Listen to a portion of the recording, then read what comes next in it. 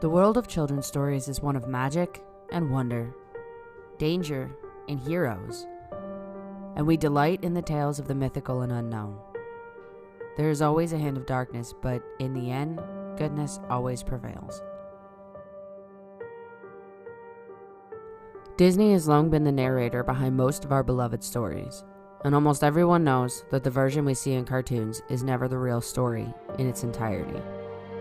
Pieces are left out, and in some cases, the entire tale is rewritten to make it family-friendly and easier to digest. It's no secret to most that in the tale of Little Red Riding Hood, the innocent little girl and her grandmother end up devoured by the wolf. In the story Hansel and Gretel, the witch is pushed into the oven and the children fill their pockets with jewels and treasure while she's burned alive. But to me, one story stands out among the rest as twisted, tragic, and in some ways, absolutely horrifying. In this episode of Pop Culture and Beyond, I'd like to take you all the way to Neverland, where we explore the secretly horrifying reality of Peter Pan and the Lost Boys.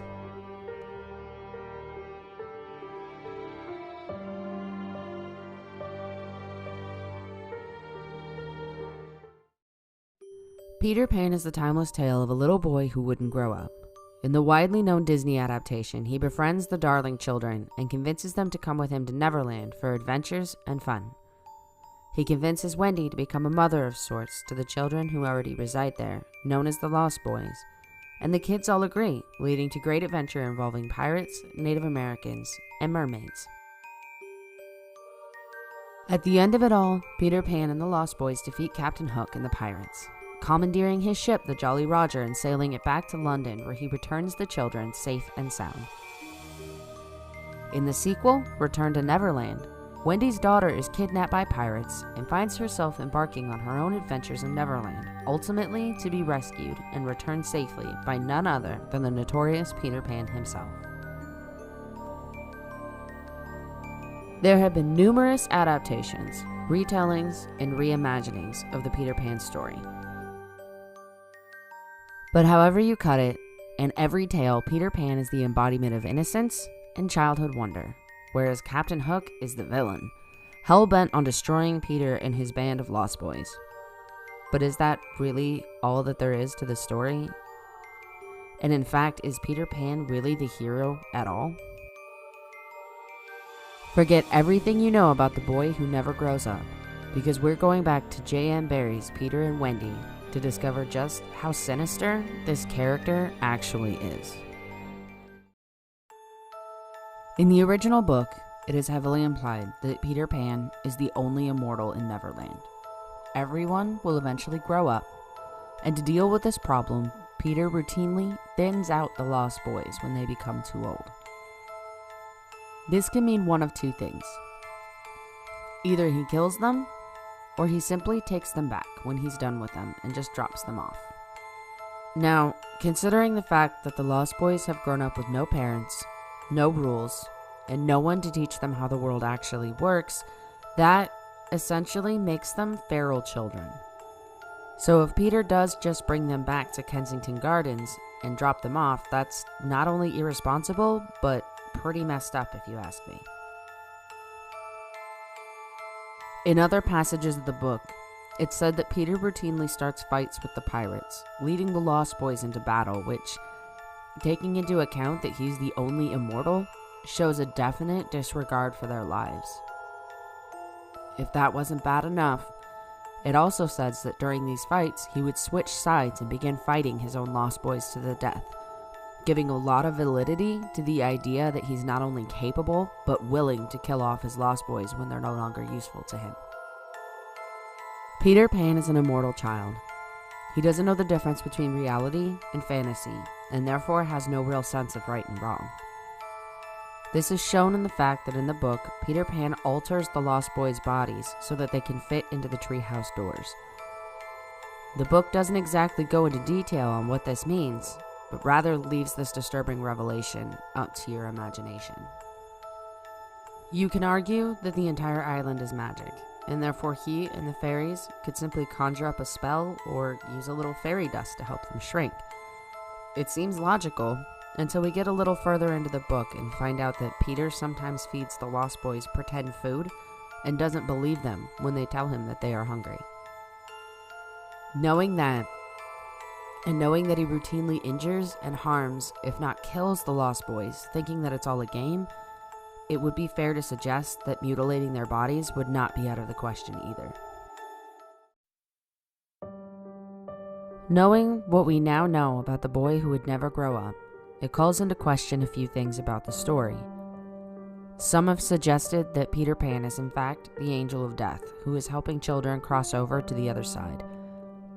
But knowing that Peter kills, starves, and mutilates his Lost Boys, as well as forces Wendy and her lineage to play mother to the children he's kidnapped, I hardly think angel is the correct term when referring to Peter Pan.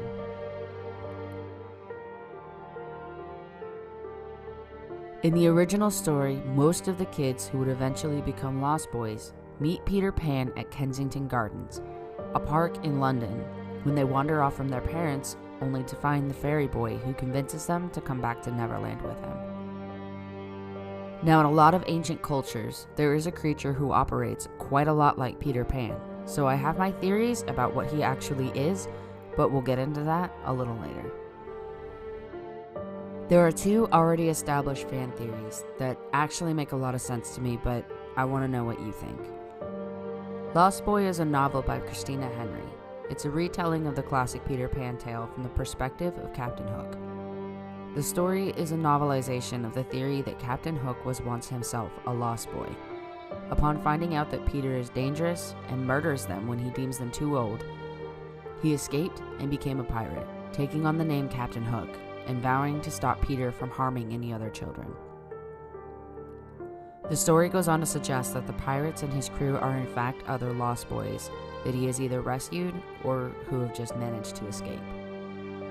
The other fan theory that I like quite a lot is that Captain Hook is actually the father of one of the murdered Lost Boys. In this theory, it's said that he found his way to Neverland, and upon learning about his son's fate at the hands of the immortal Peter Pan, he becomes the notorious Captain Hook, rescuing other Lost Boys from his clutches and vowing to stop Peter from ever harming anyone else's children. Both theories are sad and equally distressing, but it's hard to deny that they both seem plausible if you take into account that Peter Pan was not actually just a fun and innocent little kid who found a way to never grow up, but an immortal sociopath with no regard for the well-being and safety of those around him. That being said, I'd like to share with you my personal theory on who and what Peter Pan actually is. In the story, Peter Pan is a normal infant child who leaves his mother to play in the gardens with fairies and butterflies. He returns to her only to find that the windows have been barred shut and she is cuddling a new baby, leading Peter to think that she no longer loves him, and it's at this point that the fairies take him to Neverland. Now, when you think of fairies, you probably think of tiny, winged, human-like creatures who live in gardens and sometimes play tricks on the humans around them. But in Irish lore, fairies were quite a lot more sinister than that. There are actually many different species of fairy, the most well-known being the winged humanoid creatures, gnomes, and elves. In ancient cultures, it was believed that if you found a ring of mushrooms growing in the woods, that you had found the portal to the fairy world, or rather, one of the fairy worlds. There are as many as there are species of fairy. It was well known in ancient times that you never step foot in a mushroom circle, and you never ever eat anything that a fairy gives you, or you'll be taken away to their world until they decide to let you go, if in fact they do at all. It was also well known that fairies were prone to stealing human children and replacing them with their own neglected offspring. That being said, I believe that the fairies replaced Peter Pan with one of their own, hence the baby he saw his mother holding. I think they took him to Neverland and gave him certain powers like the ability to fly, never age, and never die. In exchange for this, Peter goes out and takes other children for the fairies, as it would be easier to use Peter to convince them to leave everything behind and come to Neverland, than to attempt to do it themselves. When the children are too old to stay, Peter gets rid of them one way or the other and simply replaces them with new kids. But despite this, he is still human, and I think that's why he kidnaps Wendy and her lineage. He may have everything a child could want, but deep down, he's just a human boy who longs to have a mother or someone to care for him, as fairies are notoriously neglectful and ignorant of human needs. I grew up wishing that Peter Pan would someday visit me and offer to whisk me off to Neverland. Second star to the right and straight on till morning. I dreamed of fighting pirates, swimming with mermaids, and I left my window open just in case the stories were true. But now I see that Peter Pan isn't the friend you want lurking outside of your window at night. His adventures breed danger, and I would no more welcome him into my room than I would a vampire who promised me immortality at a cost. Peter Pan was secretly terrifying, and it's no wonder that Disney cut all of that out of the movie.